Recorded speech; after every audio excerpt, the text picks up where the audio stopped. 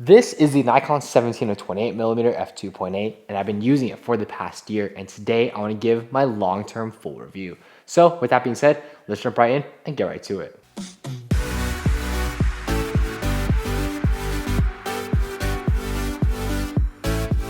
What's up, y'all? It's Project Photography back with another video, and today, before we get started, make sure to follow all of my socials down in the description bar below, including a brand new Patreon.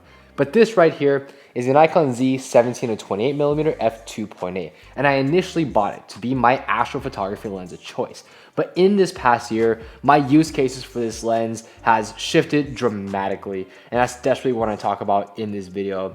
So the first part I really want to talk about though is my use cases for landscape photography. And like I said before, initially I thought this would be the lens that I'd use for astrophotography. Because we have a 17mm focal length along with an f2.8 aperture, this would be the ideal lens to capture amazing astrophotography that wasn't going to break the bank like a 14-24. I just didn't find myself shooting astro in general very much. I thought I kind of overstated how much I'd be shooting astrophotography, and as a result, didn't really use this lens for that. I probably took like 1 or 2 astro images while out in Zion, but that's the extent of it, to be quite honest with you. And it's kind of made me realize that I don't really need a dedicated lens for astrophotography. When I was using the 17-28 for just everyday landscape photography, this lens performed very, very well and was actually my main landscape lens for Zion National Park when I went there in 2023. I was able to capture a lot of those amazing views in Zion National Park and capture everything that I wanted into the composition.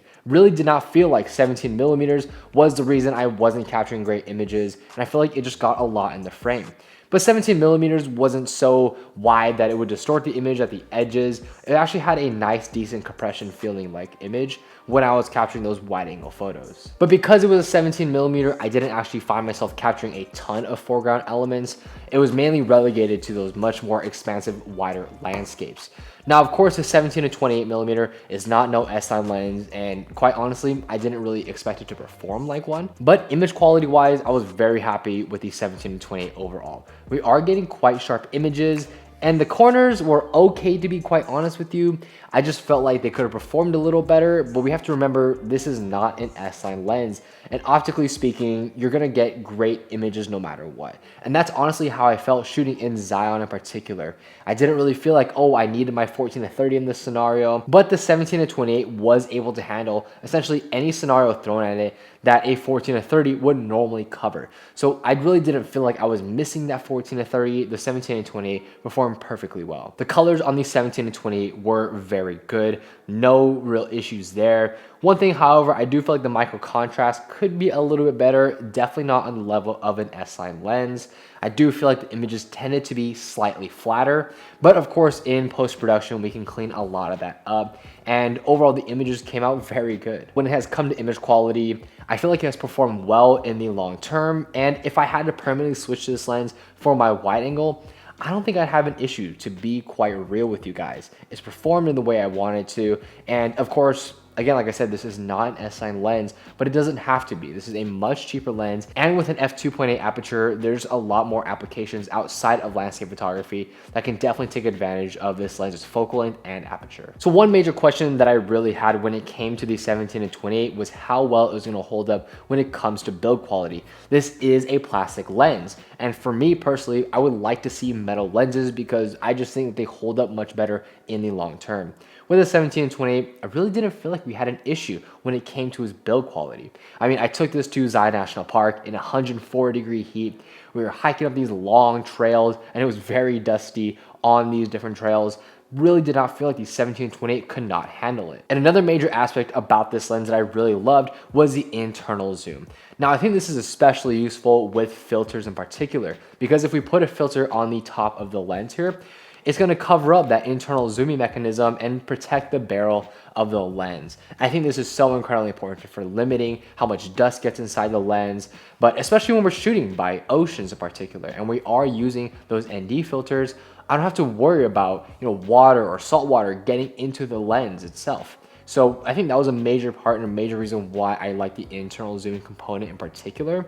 But overall, build quality wise, this has held up very well. I don't think there's going to be any issues when it comes to using it even for a longer period of time. And when it comes to the overall ergonomics, I do feel like this lens is a little bit tall, but I think relative to my Shimano Action X30, it kind of works out because it is quite slim.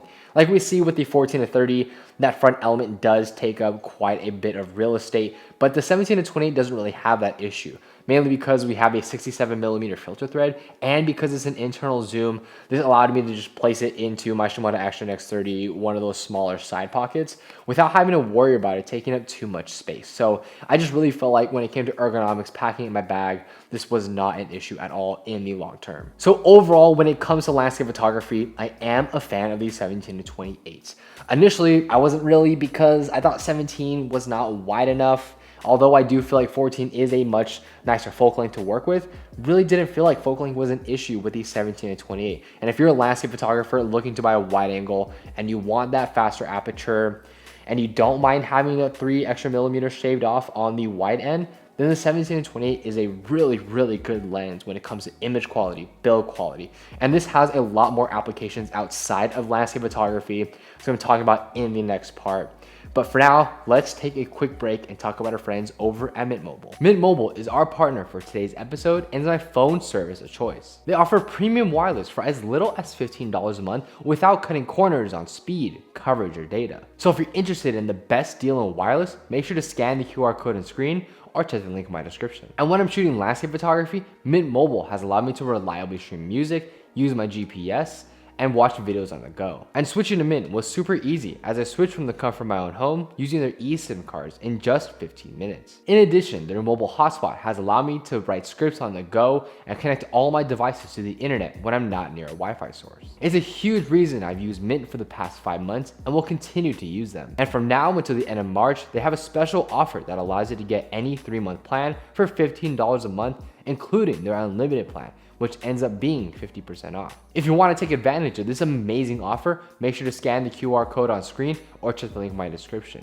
Thank you again to Mint for partnering with us in today's episode. So I talked a lot about landscape photography when it comes to the 17-28, and I don't normally talk about video on this channel, but video is a major aspect of this lens. I just feel like I can't avoid it when talking about the 17-28, especially paired with my Nikon Z30. High majority of the time when I'm using this lens, it is with my Z30 on a tripod as a static shot when I'm shooting video. Having that 17-28mm focal length on an APS-C size body turns it into a 25-42 f2.8. Now this is incredible for getting those nice soft background blur. And to be real with you guys, video is the main reason that I'm going to keep the 17-28 moving forward. If I didn't shoot any video at all, honestly, I probably would sell this lens. I just feel like with my kit, this does not really have a place when it comes to photography. I mean, of course, yes, it is better for astrophotography and it is great for landscape images, but I have a 14-30 which can do astrophotography in a pinch. And what I've learned is that I don't need a purely dedicated astro lens. I just don't shoot it enough. When it comes to just landscape photography, the 14-30 is a better lens overall. S-line lens, better build quality as a whole, the AF-MS switch, and we have that extra 3mm on the wide angle. That does make a big difference when it comes to wide angle lenses. But in the near future, I can't see myself getting rid of this lens for a few reasons.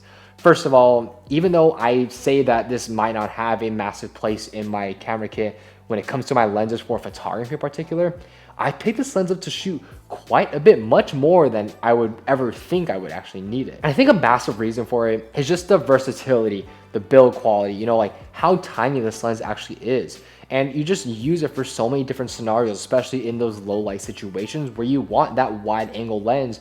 This lens is definitely meant for those type of situations. There's a lot of other lenses in my bag that can accomplish very similar things. None of them do as great of a job as a 17-28 itself, especially when it comes to video.